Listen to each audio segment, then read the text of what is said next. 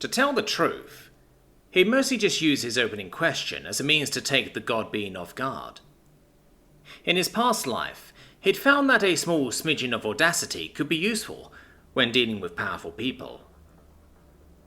So long as those people were feeling secure in their power, if they were feeling insecure, well, that shit could backfire.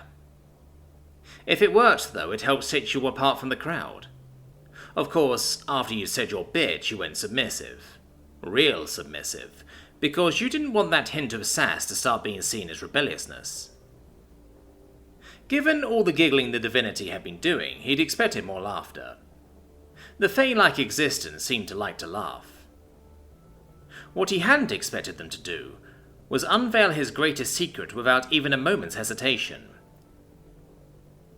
"I carefully hide my key," he lied instinctively.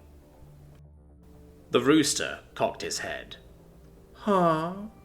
I genuinely can't remember the last time someone actually tried to lie to me. And no, you don't. You just don't have any key. Jack's heart pounded in his chest. With all due respect, how do you know I'm lying? He didn't bother addressing the key sensing thing. Because your pulse jumps when you do. A tiny amount, admittedly, but that's more than enough for an old monster like me to tell when you're lying. The rooster spoke offhandedly, as they stared with undisguised interest at Jack's chittering microbots. This construct of yours really is fascinating. I don't think I've ever seen a key network quite like it. It's so rigid. Jack eyed the tentacle that had formed over his shoulder with something less like interest and more akin to complete befuddlement. His microbots had key? How? Why? Was it a result of all the quirks he'd noted the things having? Or the cause of them? He shook his head. Unfortunately, the abnormal state of his single most valuable weapon wasn't his main focus right now. His main focus was on the fact that he apparently couldn't lie to the walking WMD in front of him. Which was a problem. Lying was, like, 90% of what he did. You can feel my pulse through my armor. Armor that was both sealed and rated for radioactive environments. Or it was once. Nowadays, he wasn't even entirely sure it was even airtight. This yachting is a divinity. Did you expect anything less? A proud smirk slipped over the rooster's features. So, as much as it hurts, try being truthful. It will be less painful for all of us in the long run. Jack frowned. Is that a threat? Yachting laughed. I'm a divinity. People tend to take our very existence as an implicit threat. So it was. Jack searched through his mind, trying to find a way out of this, and found none. Truth be told, the main reason he wanted to lie was because the truth actually sounded more ridiculous than the lie. A crazed hermit, who used strange and unknown magical techniques, actually made more sense than him being spaceman from the future, with technology beyond anything the locals could even conceive of. Like, how did you even go about explaining a computer to a person that wasn't already familiar with them? Because saying it was a rock filled with lightning that could somehow think for itself, but not like a person, was a pretty hard sell. I'm not from this plane of reality. So, he didn't try to explain all of it. The person across from him could sense when he lied. How about lies of omission? Let them believe his fantastical traits were in fact a result of his extraplanar origins. Hell, some of them were. Like his immunity to magic of all kinds. Still, he practically jumped out of his skin as the being across from him all but teleported. Between one eye blink and the next, they moved from across the room to right in front of him. He didn't even have to think, and part of him wondered whether it was even his own subconscious choice, before one of his microbot tentacles lashed out like a whip. The rooster dodged it, easily. It wasn't even really a dodge, more like a casual lean to the right, that had the attack fly over their shoulder. It was so effortless that Jack could genuinely believe the Divinity hadn't even noticed the blow, moving purely on instinct. The desk behind him certainly felt it, though. Am I going to have to pay for that? He thought absently, as the mass of varnished wood was reduced to little more than kindling. Really? Yating breathed, eyes all but sparkling as they gazed up at his helmet.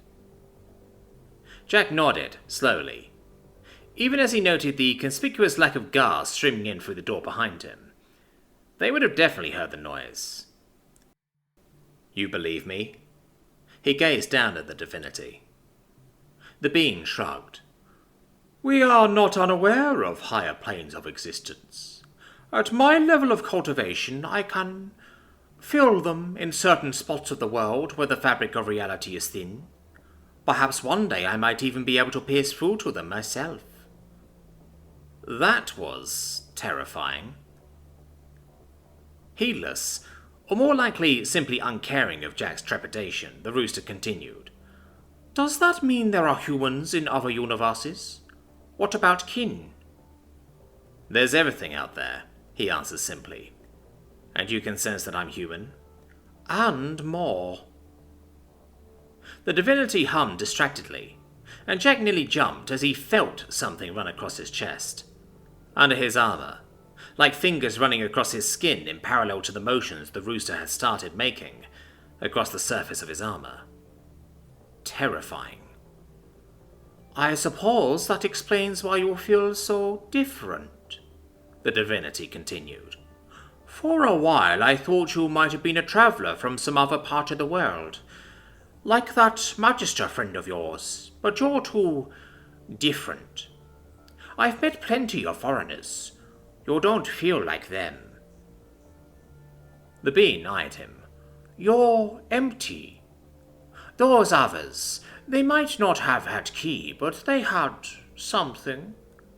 Even those that couldn't do magic or whatever they called it, they still had the latent whiff of it to them, like a mortal without the ki to ever truly cultivate. The rooster deliberately took a step back, eyeing him up and down. It's a little eerie, to be honest, because part of me keeps telling me that you're just a thing, an object. Even the creature attached to your soul feels more alive than you. Yet all my other senses tell me you're a living being with blood pumping through your veins. Well, at least now he knew that the walking WMD hadn't just been poking him to freak him out. Still, he felt himself shift uncomfortably as the rooster stared up at him with unadulterated curiosity. So, he changed the subject. Well, now you know what my deal is.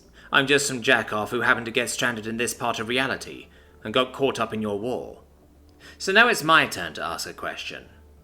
You're the one who put the idea of independence into Shui's head. That seemed to snap Yating out of his reverie, as he broke out into a wide smile. Guilty. Why? The rooster flitted over to sink down onto the couch. Shui told you why she's rebelling? Yes, why she's rebelling, not you. I mean, you were one of the Empire's founders, Jack paused as he realized that the rooster had actually answered his question in a roundabout way. Except you've received similar orders to the one Shui got. The Empress has ordered you to head to the breach. Which didn't sound like too bad a deal when you realized that if every divinity headed to the breach, it would be an 11-to-1 divine smackdown against the monkey. Yet, that hadn't happened yet. More to the point, the monkey would have been aware of that possibility when all this kicked off. And the mind behind this invasion would have had a plan for that eventuality. One beyond the dragon he'd so recently killed. Because as scary as the Red Death had been, he'd heard nothing to imply that he'd been stronger than a divinity. Hell, he might even have been weaker. He'd certainly made for a bigger target. Still, he knew he'd hit pay dirt when the divinity sniffed dismissively. It's not so much the orders themselves, as the fact that Fishy thought she could give me orders. I wouldn't have thought she'd have to, given that the empire you helped build is in danger, Jack pressed curiously. Who says I'm not looking out for the Empire? I failed to see how splitting the Empire asunder in the middle of an invasion could help it, or staying away from the front lines by hiding out here. If anything, it seemed rather cowardly. Not that Jack was hypocritical or suicidal enough to point that out. Perhaps it will, perhaps it won't, the rooster shrugged. Do you really care? Truthfully, no. His only interest in the rooster's motivations were the ways in which they might affect the Divinity's actions going forward. He was hardly about to commit to this rebellion if the main reason for its viability was going to fuck off next week to pursue some other whim. No, he said finally. Why here, though? Why now? Seems rather obvious, no? Yating reclined in his chair, allowing one incongruously long smooth leg to cross over the other. He was a guy, damn it. The fish has never been weaker than she is right now. My more hidebound fellows have never been more distracted. Most importantly, I've never had someone like you on my side before. Jack resisted the urge to point out that he was on no one's side but his own. Me? He echoed. You killed the Red Death. Yating leaned forward, white teeth gleaming as he grinned. He wasn't a divinity, but he was similar. A warped mirror of sorts. He scared me, as I'm sure I scared him. When you get to our level, you can count on 2 sets of hands the number of entities in this world that are actually a threat to you. A real threat. The rooster leaned back again. They are known, though. The God Jinn, the Winged Snake, the Jub Jub, the Yokai Lords, the Fey Elders, the Dancing Jackal. The list goes on. The point is, they are known to us. They can be defended against, predicted, mostly. To tell you the truth, the Red Death hopping continents caught us all off guard. You killed him, though. The rooster eyed him intensely. An unknown using unknown means, and that terrifies me. And what scares you will scare the others too. Make them step cautiously. Jack cocked his head. You want to hide behind me? Yating laughed. Think of it as us mutually hiding behind each other. Me the known threat, you the unknown. Together we'd be less vulnerable than apart. The fish is busy for sure, but not so much that she couldn't dispatch 2 of my fellow divinities to hunt me down and bring me back into the fold before she launches her big assault. Last I heard, she was planning on a drawn-out defensive action. A war of attrition. The divinity frowned, but answered in spite of Jack's interruption. For now, and for years to come. But when you measure your life in millennia, a decade can seem like next week. All right. That made sense to him. That gave the Empress plenty of time to rouse her reticent fellow divinities out of hiding, using those she already had on hand. All right. So she's got time. And to capture us both intact, she'd need 3 divinities to guarantee her success. Otherwise, she'd risk losing assets for no gain. He finished the train of thought. That brought a smile to the rooster's face. Exactly. And in that time you want me to... what? Save the Empire from outside it? The rooster just kept smiling. Just keep doing what you're doing. That's all I ask. Without Imperial interference. Jack thought over that request long and hard. Say I do this, he said finally.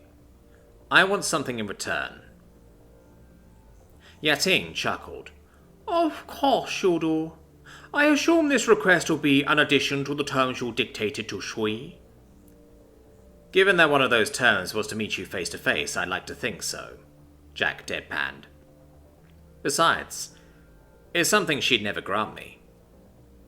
Specifically, it was something Shui couldn't grant him, because she wasn't holding the reins here. She was just a figurehead. Oh, now I'm interested, but I think I have some idea as to what you're aiming at. Jack was sure he did. I want to be the next magistrate of Tenhuo. He paused. And all the land surrounding it. The farmers, the merchants, the cultivators, the sects. What's left of the council. Shui, all of them. I want them all to answer to me. He'd need all of them if he was actually going to make this work. And if he did make it work, he was going to get something out of it. And while it wasn't quite the position of God King he'd had in mind when he'd first arrived on this world, Undisputed Magistrate of the Northwest Province sounded decent enough. In fact, it sounded better than decent. It sounded damn good.